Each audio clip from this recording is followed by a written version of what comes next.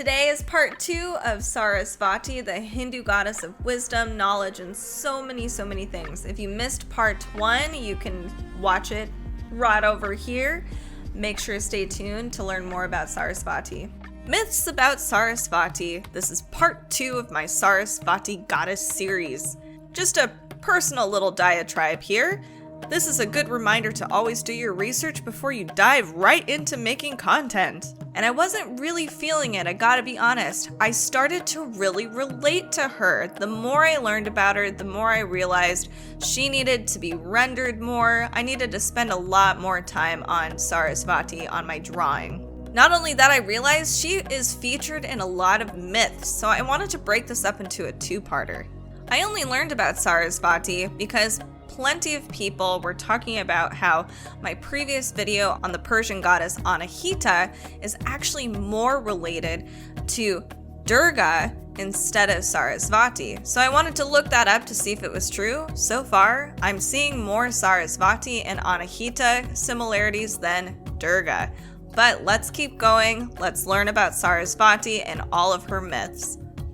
In part 1, I talked about the birth of Saraswati and how Brahma just couldn't get it together. He lived in a land of chaos, and then it was knowledge was the reason why he couldn't cultivate a functioning world.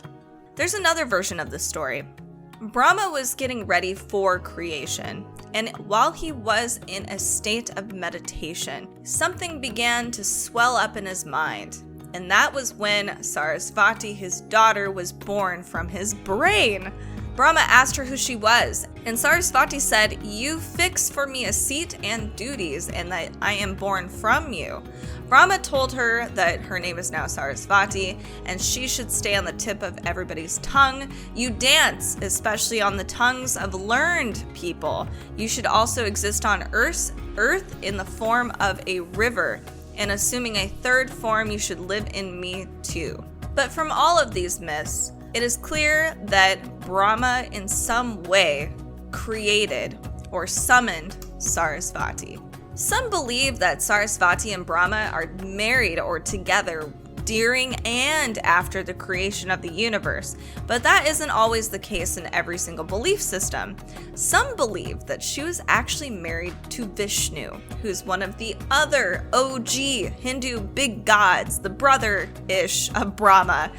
He is the god of preservation, and he already has a few wives. Lakshmi, which a lot of people know, and then there's also Ganga. He also has a few other wives, but these are the two most prevalent. Saraswati is kind of known for being a little feisty. Though she is the goddess of wisdom and knowledge, she definitely challenged authority, muchly so. She would bicker with all of Vishnu's other wives. In fact, Lakshmi would be like, "It's okay, we don't need to fight." And Saraswati's like, "No, yes, we do need to fight." She was considered willful. So Vishnu decides, as one does, he just kind of drops her in Brahma's lap and is like, "I have too much going on here, and she's kind of creating extra chaos in my life with all my consorts, so here you go, have her back." There's also the story that Saraswati becomes the consort of Brahma because Brahma's already been in love with him. He fell in love with the woman who emerged from his own mind, and she notices that he keeps just staring at her. So she tries to avoid all of his glances, but Brahma keeps producing a new face every time. She goes to the left, and then goes to the right, and then goes to the left, and then goes to the right. And then finally, a fifth face emerges from Brahma and looks upwards. So, conceding to her defeat, she consents to finally become the deity's consort, even though he's being an utter creeper. It's also an explanation as to why Brahma has 4 faces. It's pretty clear that Saraswati isn't necessarily the happiest with Brahma, except for when they did create basically the whole universe together. Saraswati never even has children with Brahma. In fact, it's said that she was so upset with this whole thing with Vishnu and possibly his stupid faces that Saraswati was supposed to participate in a yagna. which is actually a ritual, and she was supposed to be there with her father/consort because it requires the entire couple to be there to complete this ritual. She ends up being late, whether or not some myths say she does it on purpose because she doesn't care, or she just is late. But she realizes when she gets there that Brahma decides impromptu to marry somebody else, Gayatri, to complete this entire ritual. This clearly sets off Saraswati, and she curses Brahma. No temples will be built to Brahma, even within the ones that existed before, and he will only be worshipped one time a year. This worshiping period still exists today. This goddess refuses to be domesticated. She's outspoken, rebellious, and wise, and is featured in many different myths, and is quite useful to many of the gods in Hindu literature. One of the myths as to why goddess Saraswati becomes a river is really interesting. So this is a really horrible battle that takes place between a group of the Brahmin, or the higher caste system, and the Kshatriyas, who are kind of like the warrior class. And from the battling, a all-consuming fire called the Vadavagni is born. This is said that it could be the destruction of the entire world. The Devas go to Shiva, who says to go to Saraswati for help. They request her to become a river and immerse Vadavagni into the ocean to, snuff out this fire.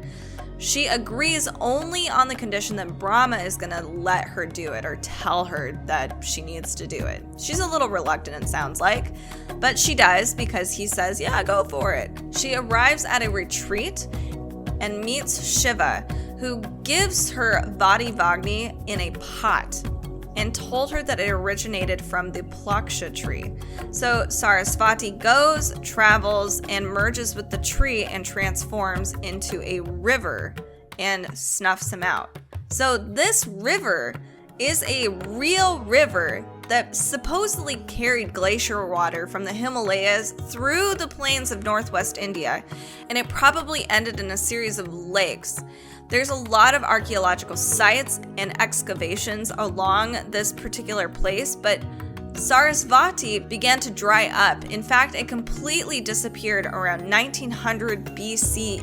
So the people who did live around the water believed that Saraswati was the original personification of the river.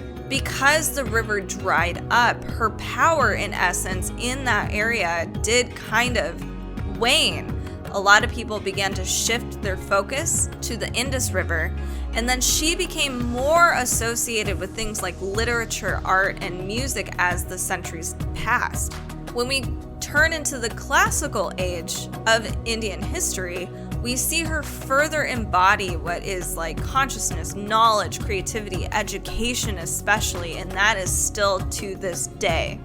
There's also a lot of avatars and forms of goddess Saraswati. She's not just the goddess of knowledge and wisdom, but she's a Brahma Vidya, so a goddess of the wisdom of ultimate truth. So she can manifest as like Parvati. She could be Lakshmi as well, who provides wealth according to skill. Savitri, which is like the personification of purity and consort of Lord Brahma. There's a lot of cool stuff going on here. So as we've uncovered and looked through some of the myths of Saraswati and her symbolism, iconography, and even her geography, I am still convinced that Saraswati and Anahita are a closer relationship than, say, Durga. We will save the goddess Durga for another day because she also sounds pretty awesome. And again, so much time has passed and there are so many different regions in India with different belief systems. It's hard to just say that this one thing is associated with another with so many people. One can be true and not true at the same time. Just depends on where you're at. If you like art and mythology, make sure to give me a follow, subscribe, comment down below what kind of myths you're looking forward to. Keep watching, there's a ton of videos that I've done. Thanks so much. See you next time.